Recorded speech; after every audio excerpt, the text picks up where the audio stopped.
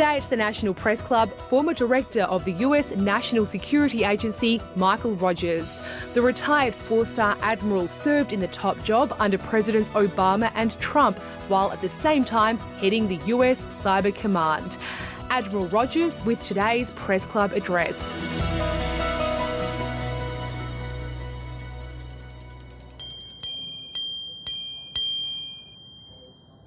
Welcome to today's National Press Club address hosted by Westpac. I'm Andrew Tillett, Federal Political Correspondent for the Australian Financial Review and Vice President here at the club. Our guest today is Admiral Mike Rogers, former US National Security Agency Chief. His address today is entitled Russia and China, Geopolitics in the New Global Cyber Challenge. After 37 years in the Navy, Admiral Rogers has taken his expertise in cryptology to the corporate world, including serving on the advisory board for leading local cybersecurity company CyberCX. For those of you watching at home, you can join the conversation on Twitter. Our handle is @PressClubAust and our hashtag is NPC. Would you all please welcome Admiral Mike Rogers to the stand. Thank you. Thank you very much. Thanks, Andy. Well, before we begin, I wish to acknowledge the traditional custodians of the land we are meeting on the Ngunnawal people, and I wish to acknowledge and respect their continuing culture and the contribution they make to the life of this city and this region. And I'd also like to acknowledge and welcome other Aboriginal and Torres Strait Islander people who may be attending today's events at the National Press Club. And I very much apologize if I have mispronounced anything. So thank you all very, very much. It is an honor to be with you here today, and it's really a pleasure. First of all, I question your judgment. It is a Friday afternoon, and you are all here, and I'm thinking, I don't know about that. I also want to say, not only thank you for being here, but amongst you are men and women that I spent many years working with and partnering with. And to be honest, it makes me happy to see that. The work that we did together to support our two nations and the broader set of friends and allies that we have around the world, quite frankly, fills me with pride and a sense of, hey, we made a difference. And it makes me really happy to see motivated men and women who continue to serve to make a difference. And remember, you don't have to wear a uniform, or you don't have to work in government to make a difference. Motivated individuals who are focused on generating outcomes can be found all across our societies and can make a difference no matter where they are. And I also want to thank CyberCX, because the reason I am here is a part of CyberCX's Global Advisory Board. They were kind enough to ask me to participate, and I got involved for one simple reason. One of my takeaways from my time in government is that the private sector has a lot to add to cybersecurity and the cyber challenges that we face. And I'm always interested in trying to find organizations in the private sector that I think are focused and motivated on making a difference. And so thanks very much, JP. Now, what I thought I'd do is I'm going to take it a little backwards. I want to talk first about cyber, because I always tried to remind people when I was in government, now that I find myself in the private sector, cyber exists in a context. If you want to be effective with respect to cyber in terms of understanding it and increasing the probability of developing strategies that are effective against it, you got to stop and think about that context. Put another way, I defended networks for a living and I penetrated networks for a living. And one of the things I told the teams that I was a part of, remember, somewhere else in the world, there is a man or woman sitting in a keyboard who is executing this activity. There is conscious thought, there is objective, there is strategy. If we can understand that, it increases the probability that we will be able to create more effective strategies, better responses, and we will increase the probability. So let me start with cyber from a context perspective. Now, the reality is cyber has become a core dimension of a nation's national security as well as its economic competitiveness. We cannot separate cyber in this massive interconnected world that we have created, that we have underpinned entire economic business models around. We can't separate that from the implications of economic advantage for our nations, for the implications of our nation's security, and quite frankly, for our personal quality of life. We are all have bought into a system where we have literally digitized the most, in some ways, mundane daily aspects of life. in the ever ongoing quest to maximize efficiency, maximize our time, and increase our ability to do things in a whole lot of different environments, whether we're sitting in a car, we're walking, we're in the office, whatever. We are not going to walk away from that. So to me, one of the things I'll often hear in context is people will say to me, well, isn't the answer we need to reduce this dependency? We need to reduce this model. And my attitude is, guys, I don't think that's realistic. This model has created great advantage. It has created great learning, great transfer of knowledge, great economic activity. We are not going to walk away from that. So as we're thinking to ourselves, how do we create strategies to enhance the security of these structures we've created? I reject the premise that the answer is to fundamentally walk away from it in many ways. I also think that we need to think how cyber fits as in a tool. Because of that context, we need to think about how cyber fits as a potential tool in our national security strategies, in our engagement strategies. Another thing I used to say in my previous life was, it doesn't matter how big your nation is. It doesn't matter what your GDP is. It doesn't matter what your population size is. There is literally not a nation on this globe that isn't focused in part on how it enhances its digital capability, whether that be for the state and its economy, or whether that be for its individuals. That means, to me, cyber represents not only challenge, but there's opportunity there. This is a great way for us, combined with other things, to enhance the relationship we have with nations, to increase the perceived value of who we are and what we do, to provide an alternative to the arguments that some other nations make. In my experience, we probably haven't thought about that as much as we need to. And I am hoping, as both our nations move forward, that in fact that is going to become a core part of our strategies.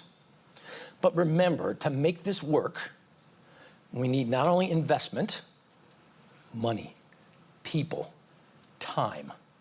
One of the biggest challenges I ever found in life was trying to maximize decision makers' bandwidth with respect to time. I always found that to be challenging in this incredibly complex world we live in, which our leaders have to deal with endless crisis after crisis. Because cyber, to me, is all about duration and sustainment. This is not about a series of really short campaigns. This is about a sustained long-term focus, long-term strategy, and a long-term investment. That is hard in democracies, because our structures at times our political processes aren't always built that way.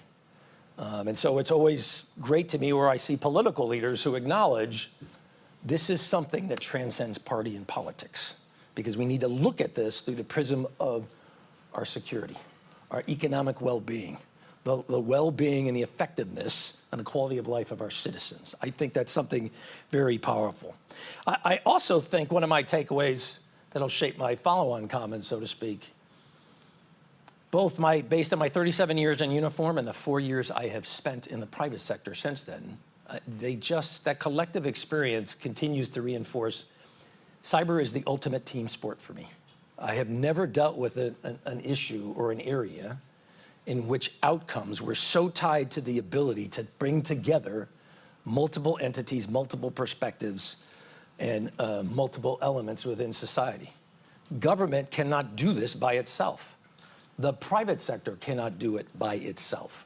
We need the academic world and the power of thought and research to help us conceptualize and understand what is it we're doing, why are we doing it, and where are we trying to go.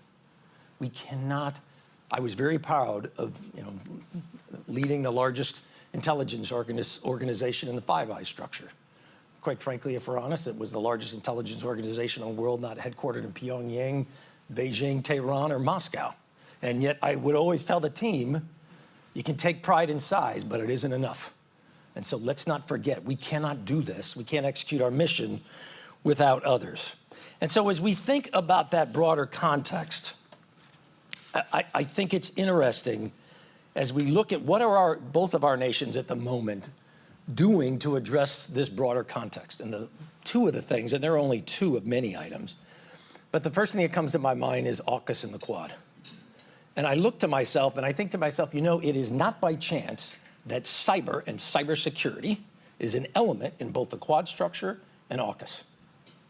That is not by chance, and it is reflective of this idea Cyber is foundational to the future. It isn't some specialized technical area that exists by itself. It's not something that we should be doing in isolation. It's something that we have to make part of our broader strategy. And we have to sustain that effort, as I said.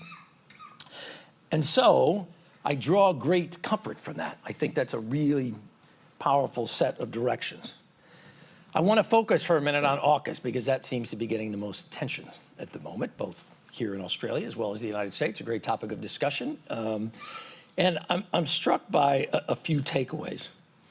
The first is we need to remember that AUKUS is about much more than acquiring nuclear submarines for Australia. As important as that is, as significant an investment as that is, that's not all AUKUS is about.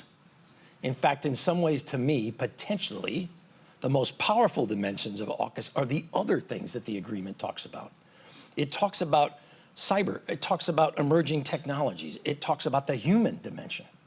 And I think to myself, guys, if we can make strong progress in those areas, we're really creating the foundation, potentially, for a different future, hopefully one in which we can retain advantage.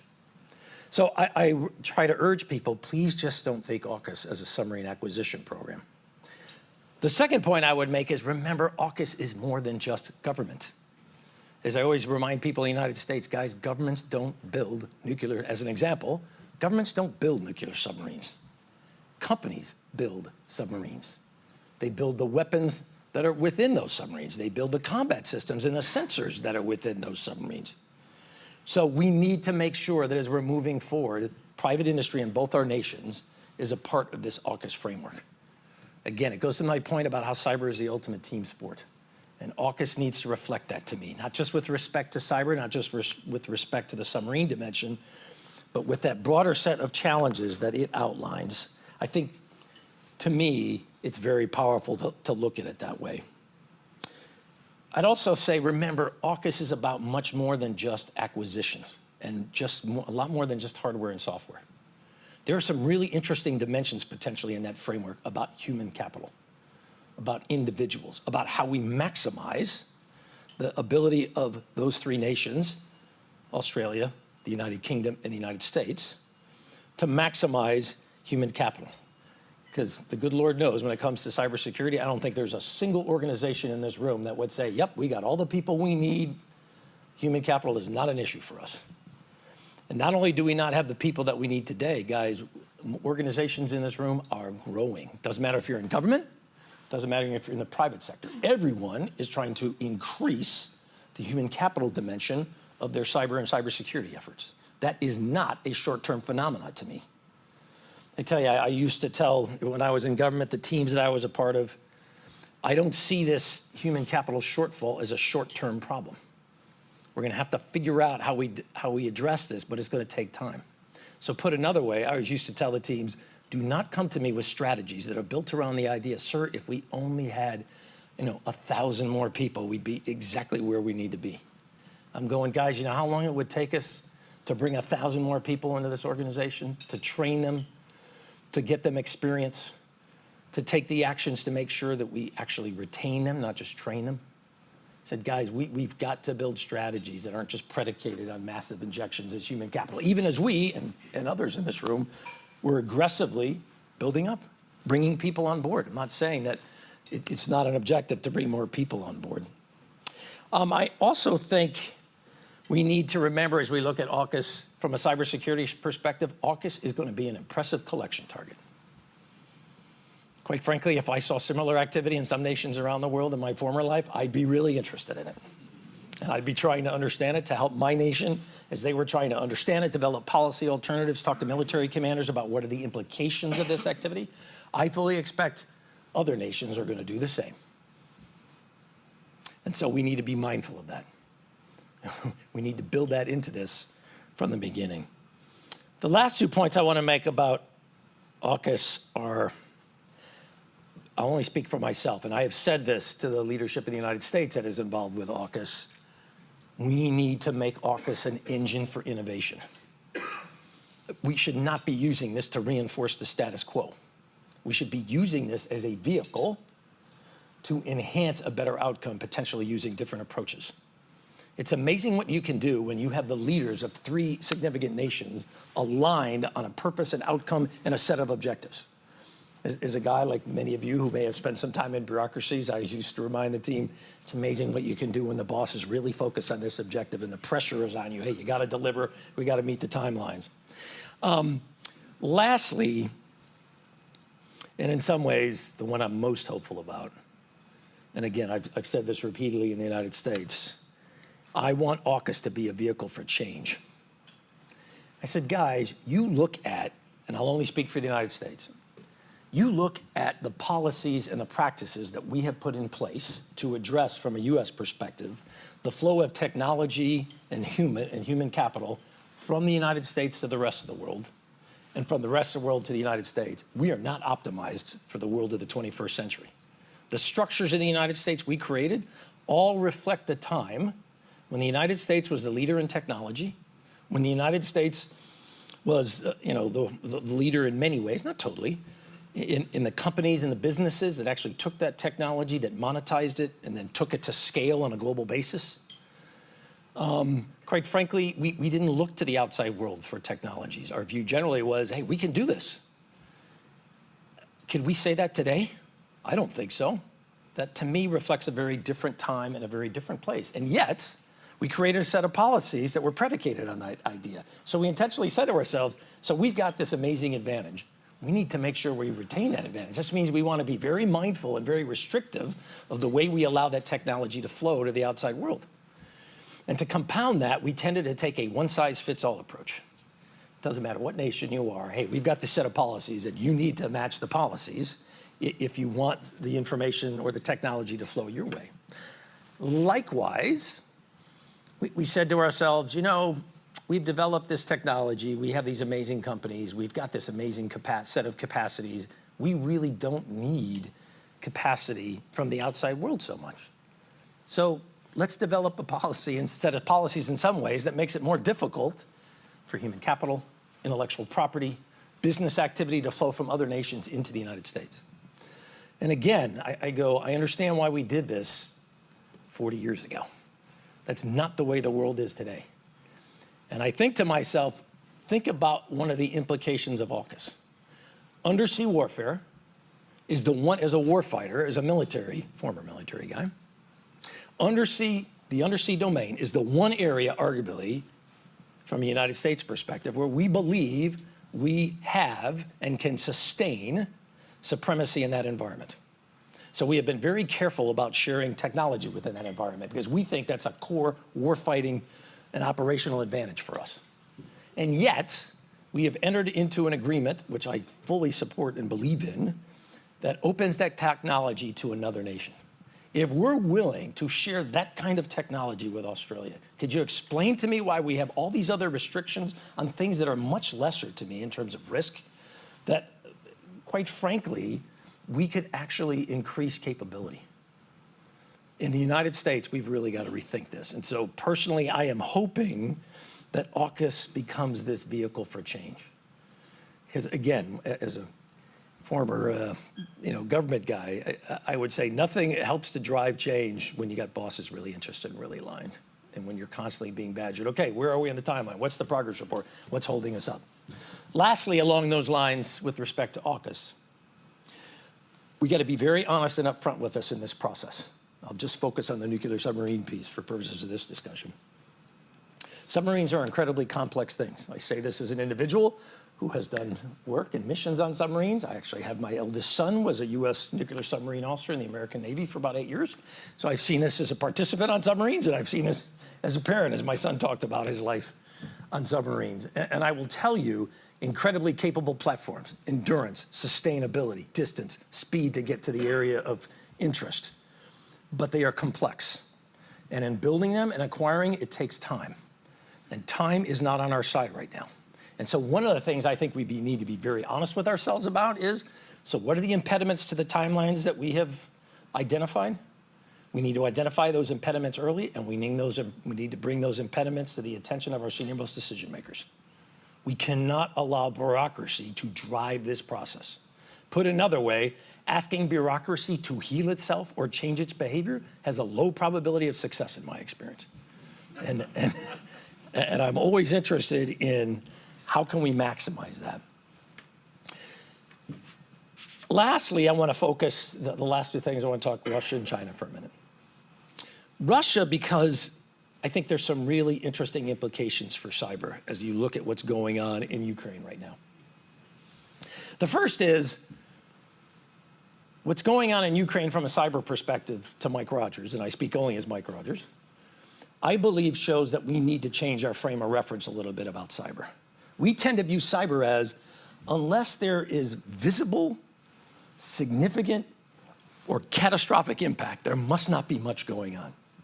So I'm constantly hearing people right now say, doesn't seem like there's much cyber activity going on in this whole Russia-Ukraine thing.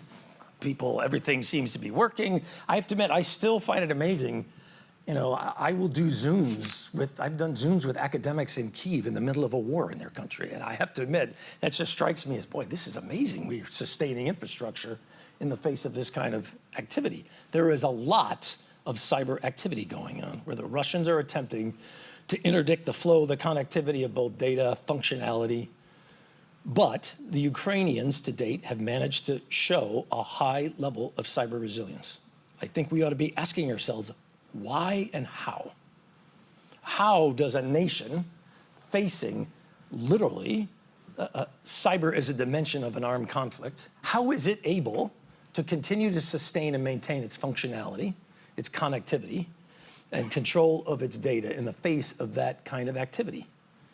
I think there's some lessons that we can take for that. Hey, it's still the early days, and I acknowledge that we're all going to be studying this, but I really think there's some interesting takeaways. The first one that comes to my mind is, and I don't know the answer yet, but I ask myself, is there some form of cyber deterrence ongoing? Because the Russians, as active as they have been in Russia and the Ukraine, have not so far opted to go really destructive outside Ukraine with respect to cyber.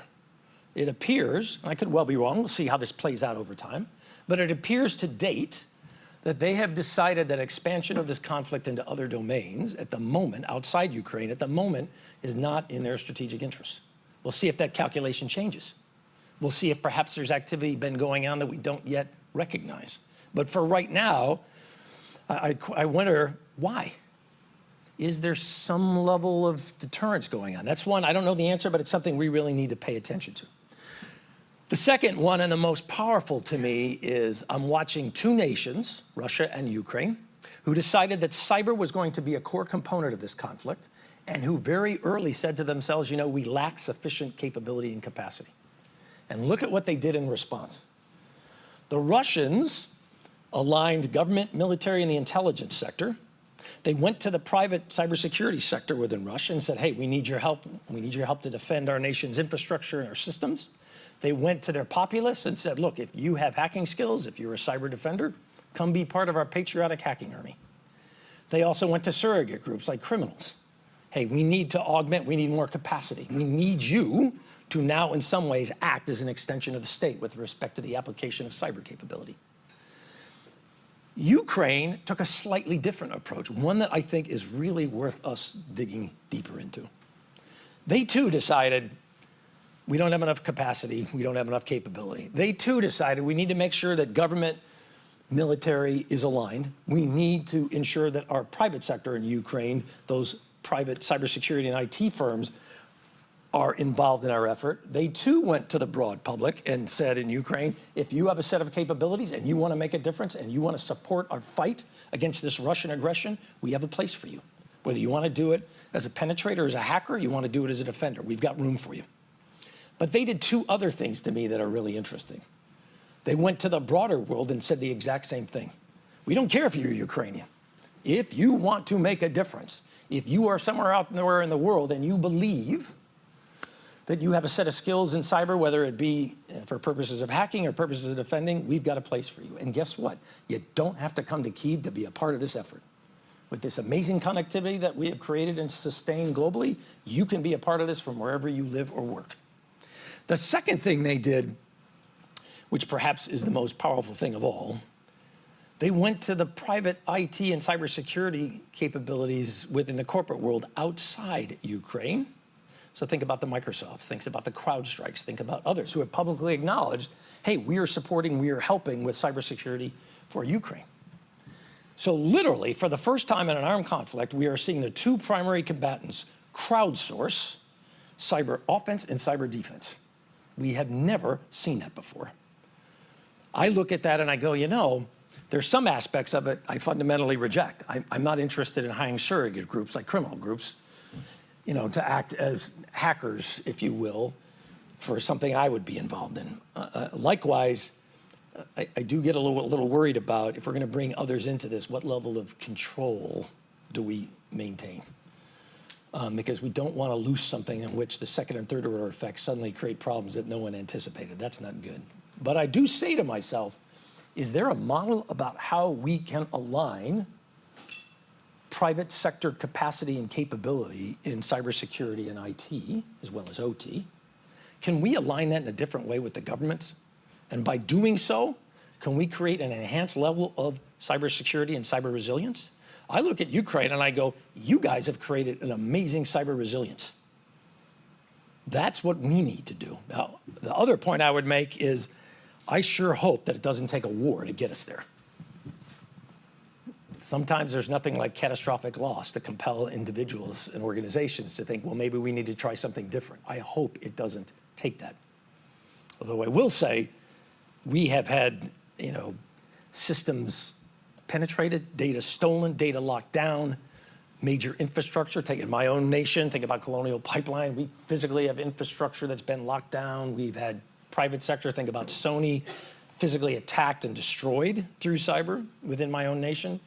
And yet it still hasn't been enough in some ways to push a fundamental shift. And one of the things I used to think about, and I still do, is, so what does it take? Do we have to get to, is it some pain threshold? It's a particular sector, it's a particular impact, it's a particular monetary amount? Is it actual harm? Is it actual loss of life? Boy, I sure hope it doesn't get there, but we need to think about it. And so I hope as we go forward, we ask ourselves, what can we learn? What's going on in Ukraine? How have they been able to achieve and sustain this high level of resilience in the face of quite a determined level of effort directed against it? I think that's something really powerful for us to learn. I also think that we need to think about,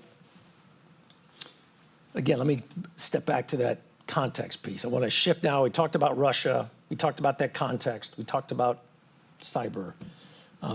You can't be anywhere these days, particularly my old life, if you don't talk about China. So let's talk about China for a little bit. First, you know, I view China, if you will, as a competitor. I do not want us to get to a position where they become an adversary or an enemy. That is not a good place for us to be. It's not a good place for them to be. Now, I'll be honest and tell you, if we don't change the trends, that's the direction we're going. That's not a good thing. We got to figure out how we continue to compete, but also, quite frankly, how we change behavior. I acknowledge that. The reason we are going in this negative direction, in my opinion, is because of some of the behaviors that we're seeing. Now, look, I believe that it is incredibly appropriate, reasonable, and in fact, in line with history, that China be strong. I believe it's perfectly appropriate that China have one of the, if not the largest economy in the world. That personally doesn't intimidate me or bother me. I don't get upset when I see China investing in the military. What concerns me is behavior and the way those investments are being used. That's what I would argue we need to focus on. It's behavior that we should object to. It's activity and actions that we should highlight is unacceptable. Not government, not culture, not individuals. That's not what this is about. In some ways, we have tended to frame this competition, if you will, as something between democracy and autocracy. Now, my belief is really, this is a little different to me. This is much more about two competing models about the application of power by a nation state. One argues the sovereign state's power should be applied in measures that meet its security and its needs, and that international law should not be allowed to override the legitimate security concerns of a nation. In essence, to me, that is the China argument. You can't tell me to forget about my own sovereign requirements. And you can't use this legal framework that you have created to somehow override what I believe to be my very legitimate concerns. The United States, Australia, others on the other hand argue, wait a second. This is about the application of power within a context that recognizes international law, the norms of behavior that we've developed over the last 75 years in the post-World War II environment, and that also acknowledges the rights of individuals when applying that power. And I would also argue, looks to see how we can use these structures, these organizations that we have created to try to address major problems. How can we use them as part of the solution set? So to me, I'm watching two very different models for the application of power, and in some ways, we're talking past each other. You saw this when the Chinese reaction to the Russian invasion of Ukraine, which they label as a special operation, which they do not recognize as a war, which they do not recognize as illegal or inappropriate. In fact, if you look at the first statements they made, they talked about the parties need to recognize the sovereignty and the issues. Now, in the West, we generally looked at that and said, so that means you would be against this, right? Because you would be concerned about the sovereignty of the Ukraine and the fact that its integrity and its boundaries were violated with armed force in an arbitrary manner, in a legal manner, by another nation state. And I remind the Americans, I don't know, guys, that's not what they were talking about. They were talking about the sovereign rights of Russia to use its power in a way that addresses what they believe is a legitimate security concern. And guys, we got competing models and we're talking past each other. Therefore, I think it's a reminder that it's about behavior and it's not about ideology. We also need to do more than just say one side's good and one side's bad. We have got to provide an alternative. It reminds me about the issue of 5G, where quite frankly, Australia took a lead. And in my previous life, I was here multiple times during that time frame, talked with your nation's leadership, as did many in this room. Opinion was asked about, what do you think, policy, what are the trade-offs, is there a way to mitigate this? I was very impressed, both in Australia and the United States, with the fact that I thought we addressed a very valid national security and economic advantage concern, and we did it very publicly and very directly. I'll only speak for my nation. Where I was a little frustrated was, okay, so what are we doing to make sure this doesn't happen again? Because right now, it's 5G technology. In another 3 years, it'll be 6G. Coming down the road, it'll be quantum, it'll be artificial intelligence. How did we get to a position in the West, but specifically Australia and America, where the very telecommunications, Wi-Fi, the very technology that the West developed, that the West achieved the standardization approvals, and that the West monetized in these form of these massive companies, how, in the course of literally one generation, 4G to 5G, did we lose the ability to compete? We should step back and ask ourselves, how did this happen, why, and what do we have to do to make sure it doesn't happen again? And I think that's a big focus for us in the future as we're going forward. So let me close with two last thoughts.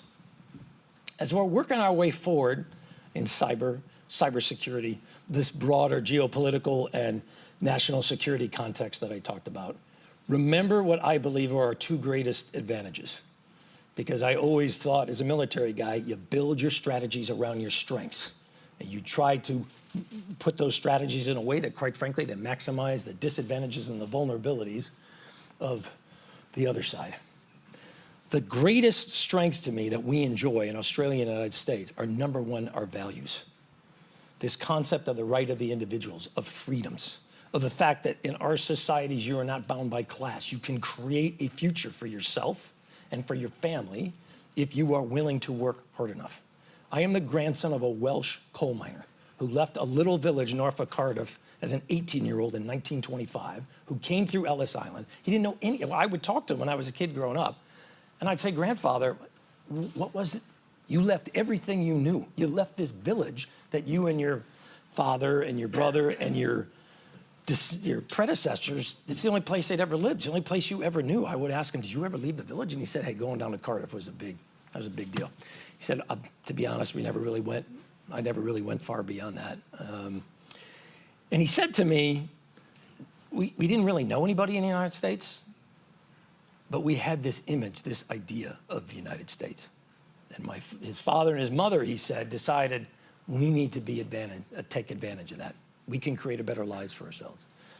Put another way, I try to remind Americans, and Australia is similar. Look, we are both nations built on immigration. We are both nations that are built on the idea that we have something that others want to be a part of. In the United States, our many people, look, literally, people are willing to endanger their safety, their well-being, and that of their children to get to us. That is something incredibly powerful.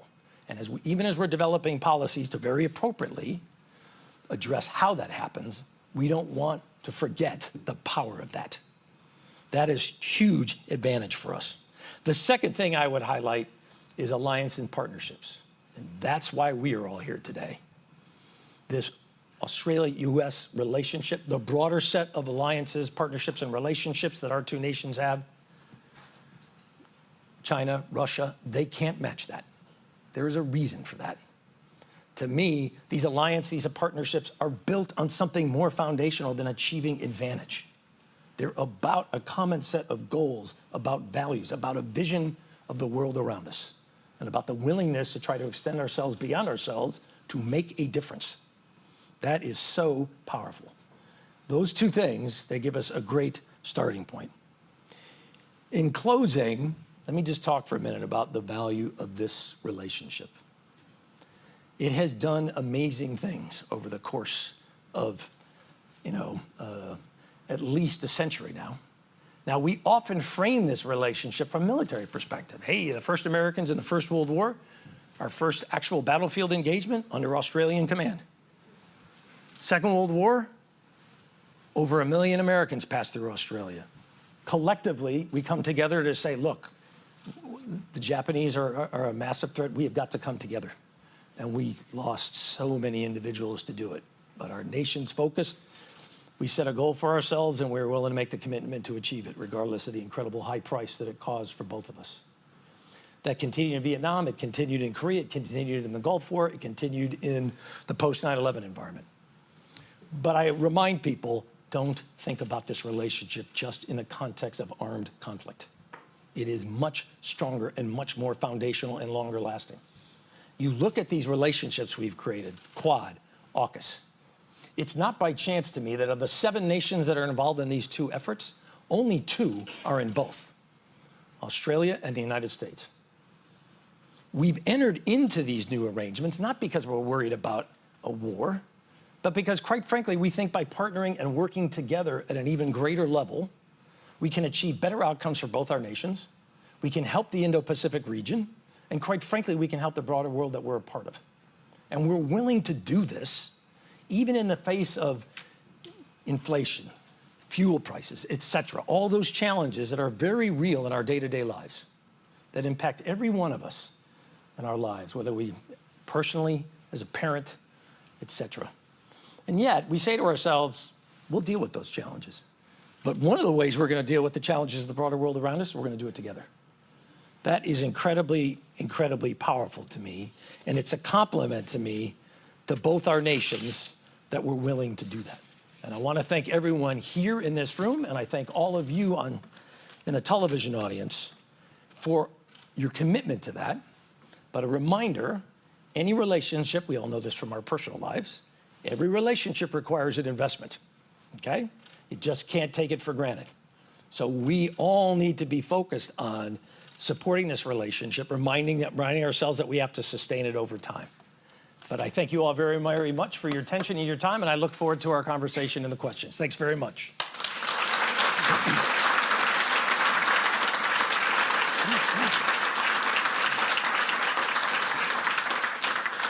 Thank you, Admiral, for your speech. A lot there to unpack. I'll go to China.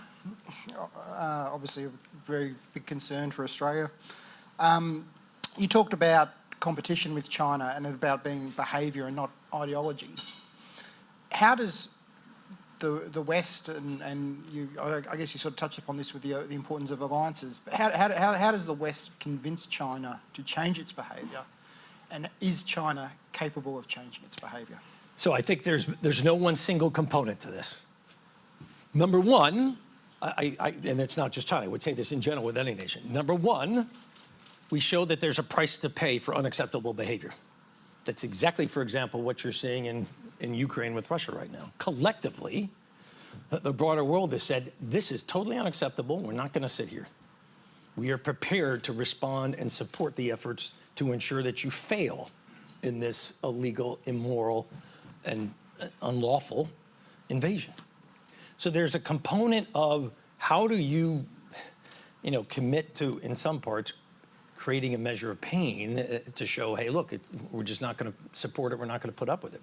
But likewise, you also make sure, look, you remind other parties, but there are acceptable paths where we can work together. There are ways that we can both benefit from this. Again, it's why I don't want to get into, personally, the adversary and the enemy idea. Because when you get to that framework, your thought process is totally different.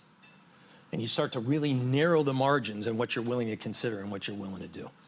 And I want our aperture to be wide. And at this stage of where we are, I want us to be thinking about what can we do to try to stop that from happening.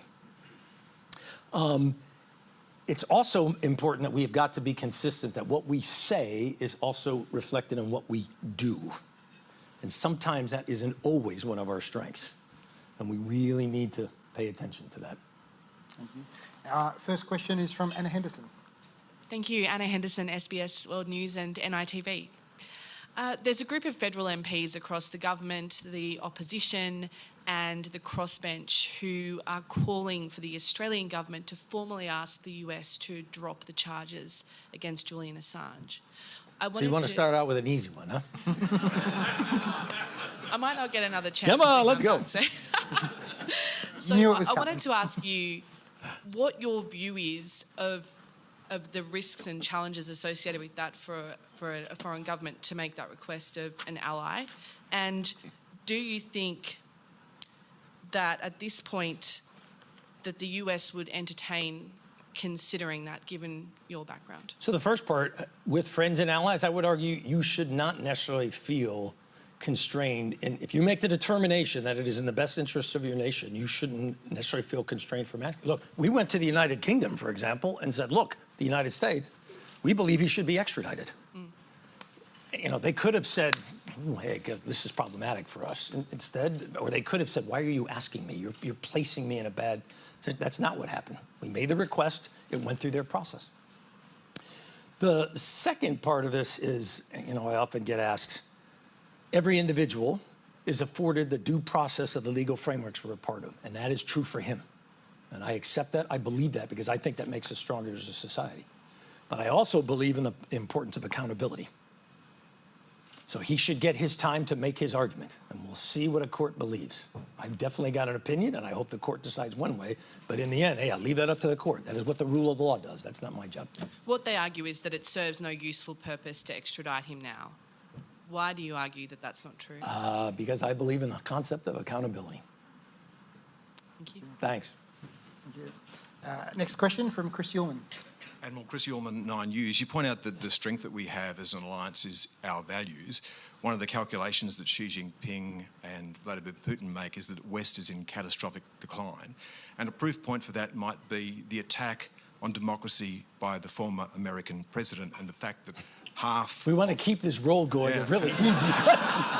and that half of Congress now apparently signs up to the idea that that election was stolen.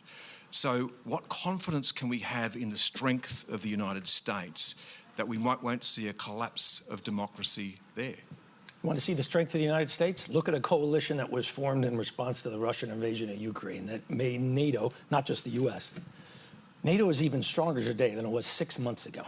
NATO is expanding beyond what it was 6 months ago.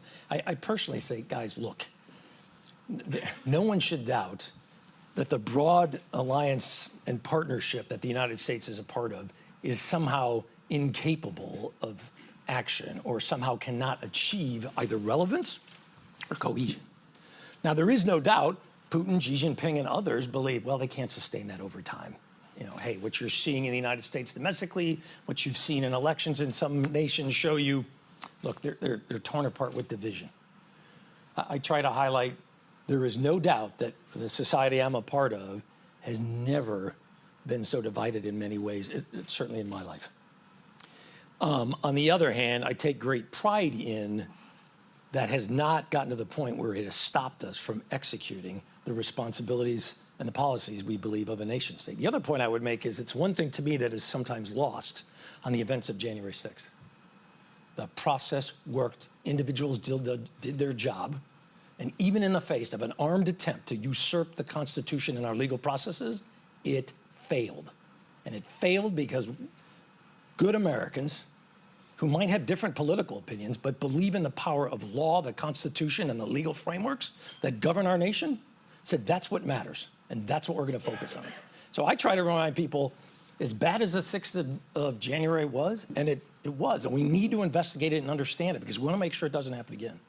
But I also think, guys, we need to never forget it failed. It failed for a reason. The system and the individuals in it proved stronger.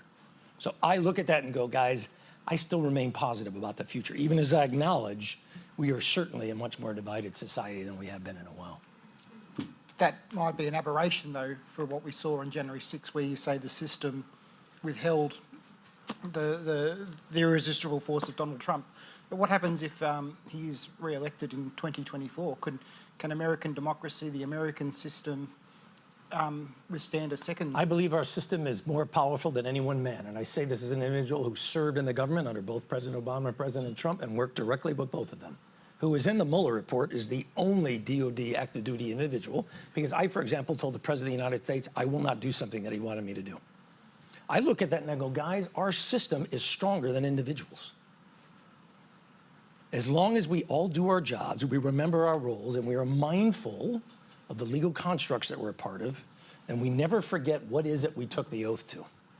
You take, in our system, you take the oath to the Constitution of the United States to defend the nation against all enemies, foreign and domestic. Okay? Not to a party, not to a position, not to an individual.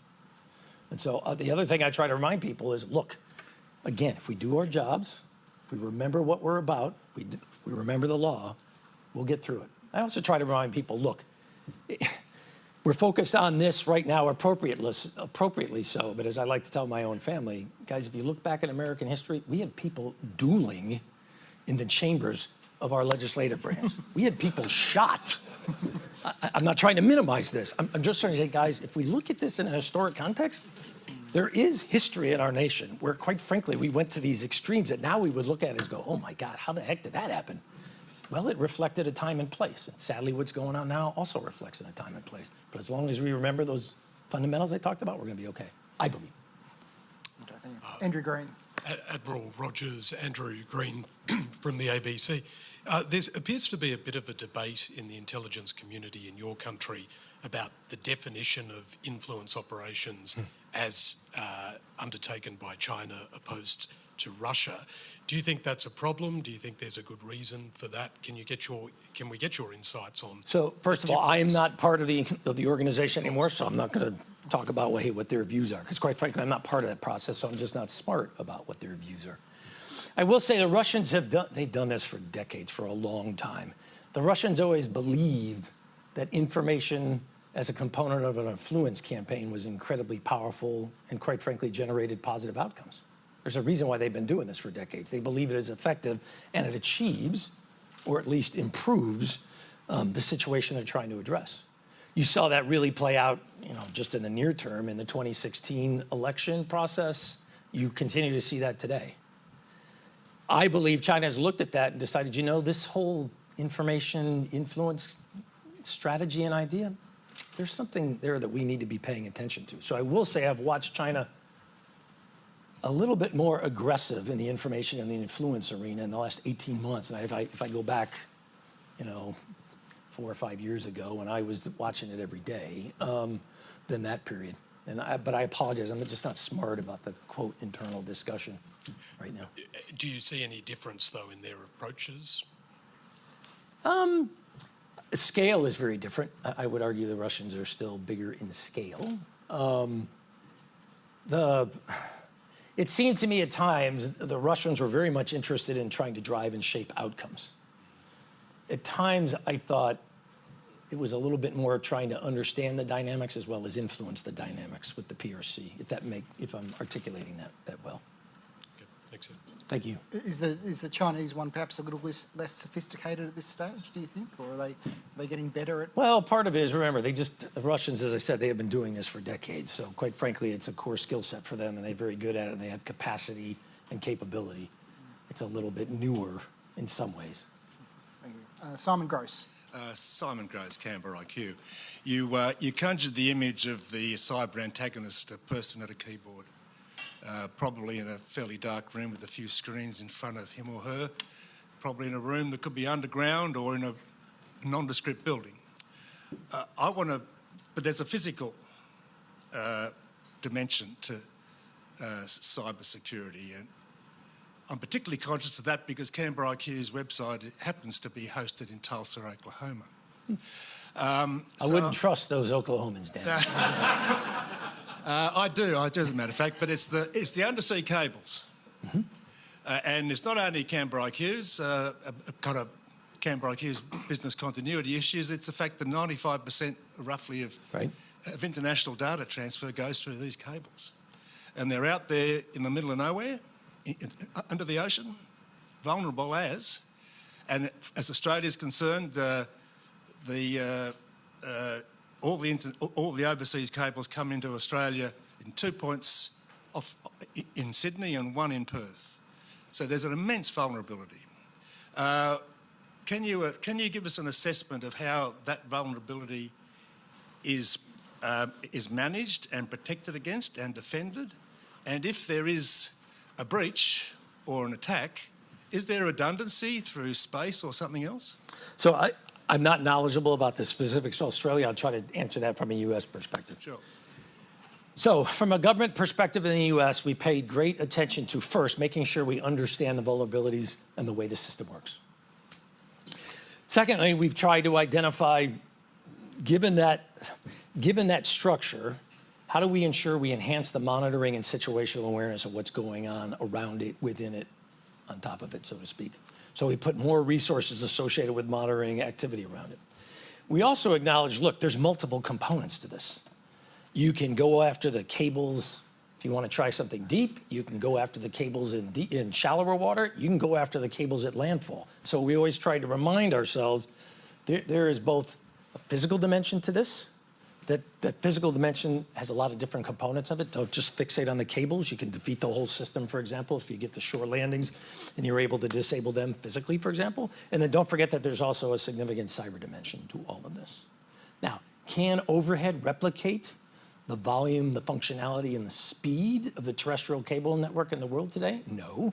If it all went away, you can't replicate it at capacity today. Can you augment outages associated with specific components of that underwater global cable system? Yes, and that happens routinely. Look, we take cables, again, used to be involved in some of this in a previous life. Cables go down for maintenance. Cables go down because they're being replaced. It's not as if, it's just like pipelines. We shut down pipelines for maintenance. We shut down pipelines at times because we're expanding them. We shut down pipelines at times because we're rerouting them. We just try to make sure that when we're doing that, we've addressed the broader capacity issue. Hey, can the rest of the system take it up? So if a malicious actor was planning a serious attack and planted some destructive devices on cables, whether in the middle of the ocean or other places, are there systems and technologies to discover that? There are some things, again, I'm not going to go into specifics because it's... Well, go into the specifics, come on. It's very Get a bit of sensitive. There are methodologies in place to attempt to monitor activities around cables. That's all I'll say. Being watched. Our next question is from Kim Bergman. Kim Bergman from Asia Pacific Defence Reporter. Thank you, Admiral. That was Hey, very can I interesting. just ask a process question? That- Does the audience get to ask questions, or is it only me? Honestly, I'm just asking. I don't know. Oh, if we've got time, we can Okay. Yeah. open mic night. You guys should have the opportunity. Yeah. Sir. Well, we try and do it on behalf of everyone. Oh, there you go. That's the... Kim is very accomplished journalist. We channel the I know when you were zeitgeist. asking me about Assange, you were only thinking of me. I understand that. Yeah. I'm interested in your views on the future of the World Wide Web, given cybercrime, cybersecurity, cyber warfare. Is it sustainable, or will it inevitably break down into a series of national systems? And the second part of my question is, in the You must have been in the U.S. Congress. I would get, sure, I'd like to ask you one question in 17 points. Exactly. In the early 2000s, there was a series of cyber events, codenamed Titan Rain, which appeared to be a series of coordinated attempts to intrude into US systems. Now that a bit of time has elapsed, are you able to elaborate and explain what all of that was about? So no, I'm not going to answer the second question. I tried. With respect, remind me again the first question really quick. World Wide Web. World Wide Web. I think there's two macro issues there. Number one, I think we would all acknowledge, look, if we were creating this system that we use today from the ground up, it wouldn't look like what we have. We would have designed it, we would have built it, we would have created a level of resiliency and redundancy in its basic architecture that, quite frankly, we just didn't put in when we created it. We started this thing under the premise that security was not a basic driver, usage levels were going to be, remember, it started as a DoD project in 1969 when the Department of Defense in the United States posed the following question or challenge from DARPA, from ARPA, which is now DARPA in the United States. It's our kind of R&D, advanced research organization in the Department of Defense. It went to industry and posed the following question. At the moment, the only way to move large volumes of information are by courier, mail, these electronic, remember, we didn't even have fax then. We had the electronic drums where you put the paper across and go up. Come on, who's old enough in here to remember that? There you go. And DoD was asking itself, isn't there a way that we could somehow move information in paper a little more effortlessly? And thus, ultimately, is initially created the internet. We initially built it as the intranet. It's only within DoD. Then we increased the functionality. But when we first designed it, for example, we said things to ourselves like, well, it's unclassified. Nobody would be interested in this as a target. We just move paper and unclassified information. Who would care? We also said to ourselves, well, these are all DoD users. Identity is known, identity is secure. What do we care about identity as a core design skill? Hey, look, it's got a very simple administrative function. Why would we need to create redundancy and resiliency in its architecture? So we lose the ability to move paper for a little bit. We'll just mail it, fax it, courier, whatever we always have done. Fast forward now, 53 years later, and the world we find ourselves in now is totally different. So the first, I think, aspect to the question is, do we need, forget about the balkanization, just do we need to readdress the basic structure itself from a performance, from a security, from a reliability and redundancy? You could argue 3.0 in some ways is a part of that. But I would also argue part of the challenge with that is, quite frankly, we have billions of dollars of fixed capital investiture in the existing system. And most businesses, I don't necessarily fault them, say, I'm not walking away from this kind of investment when it's still functional. The other issue is, well, maybe for political or national security or economic purposes, we would decide that perhaps balkanizing it, splitting it up, decoupling. I understand, and you can tell there are some areas of the world where they are aggressively working along those lines. I wonder in my own mind, given the economic models we've created, how, I understand the political dimension here, but economically, how workable is that on a global basis? And we'll have to see. I just don't know. But I know there's efforts to do that ongoing. Thank you. Our next question, Colin Clark. Colin Clark, Breaking Defense. Admiral, information operations are Let me state for the record, I do not want to break defense. That would be a bad thing. Understood. Unfortunately, we're owned by a company called Breaking Media, so. There you go.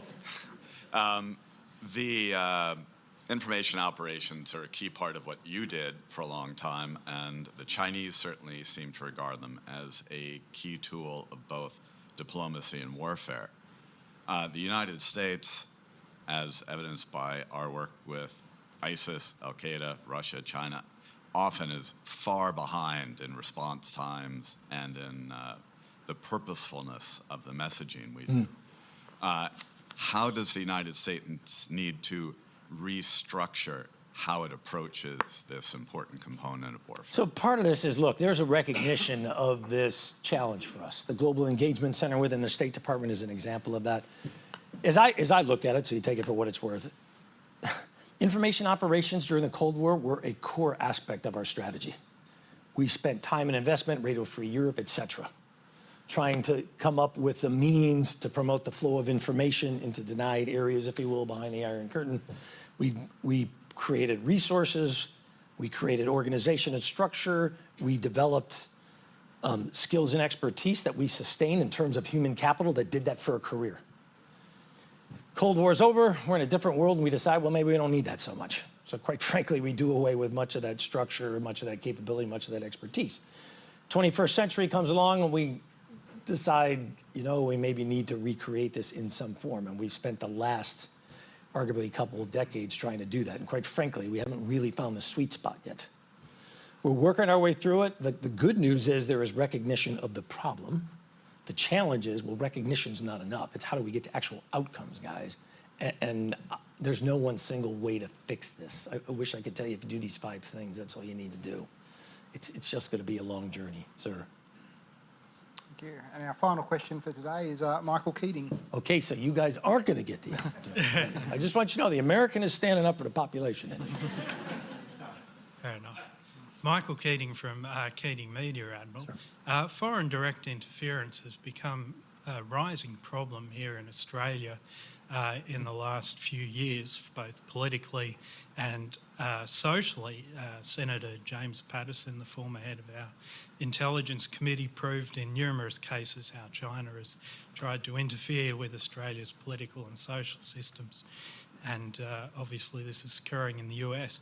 How do you think we combat this through our Five Eyes partnership operationally and the measures that we can take to combat foreign direct interference? So again, there's no one single thing that you're going to do.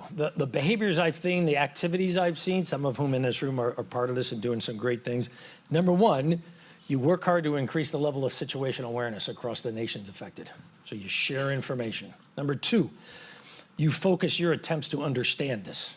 So that means collection prioritization, that means putting expertise, putting capacity against to try to generate that understanding in the first place, that knowledge.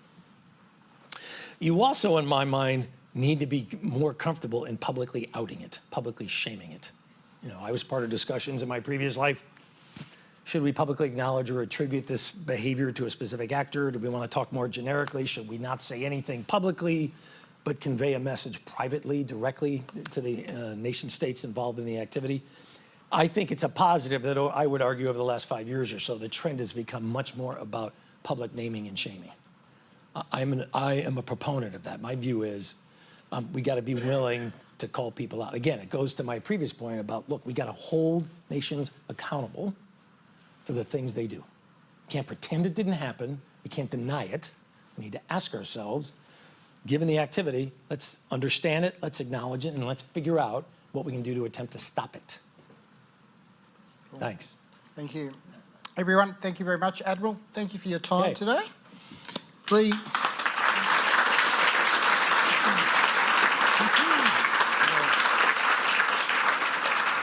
I have a gift of the highly coveted Press Club Black Bottle. Yes. Thank you very, very much. And a membership card gets you into press clubs around the world, as well as back here in Australia when you come back again. There's nothing like hanging around press clubs around the world. Thank you very much, Andrew. Thank you. Thank you.